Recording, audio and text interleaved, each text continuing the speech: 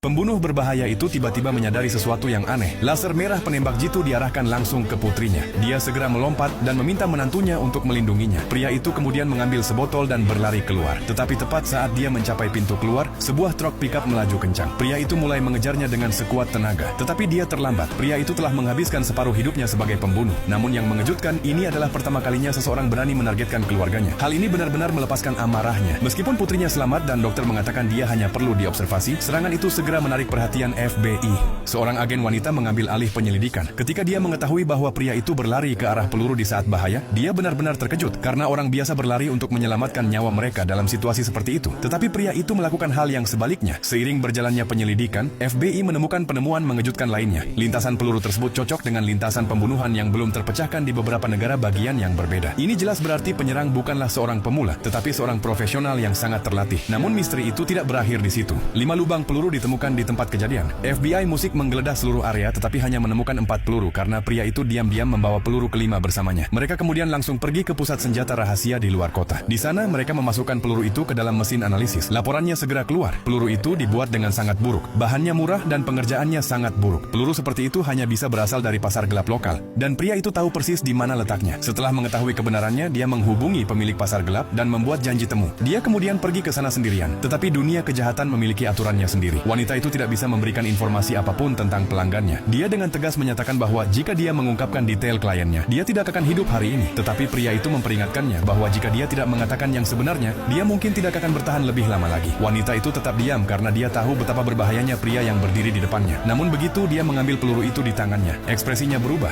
Dia mengejek peluru itu, mengatakan bahwa itu tampak seperti buatan seorang pemula. Karya setingkat ini bahkan tidak layak untuk dilihat. Musik itu hanya komentar biasa. Tetapi pria itu langsung mengerti semuanya. Dia segera pergi, tetapi dia sebenarnya tidak pergi jauh. Beberapa saat kemudian, ketika wanita itu meninggalkan toko, pria itu kembali. Kali ini, targetnya adalah pemuda yang telah membuat pil itu. Pria itu mengatakan kepadanya bahwa dia tahu dia telah membuat pil itu, dan bahwa rahasianya akan tetap aman. Dia hanya ingin tahu kepada siapa pil itu dijual. Musik. Awalnya pemuda itu ketakutan. Dia mengatakan bahwa jika dia memberitahu siapapun, majikannya akan membunuhnya. Tetapi ketika dia diingatkan tentang pria yang berdiri di depannya, dia akhirnya menyerah. Dia mengakui semuanya. Dia mengatakan bahwa seorang pria bernama Brock baru-baru ini menghubunginya dan bahwa dialah yang membuat pil itu. Setelah mendengar ini, pria itu segera pergi. Keesokan harinya dia menemukan alamat Brock. Untuk menghindari kecurigaan, dia menyamar sebagai kurir pengiriman. Begitu pintu terbuka, dia langsung menyerang.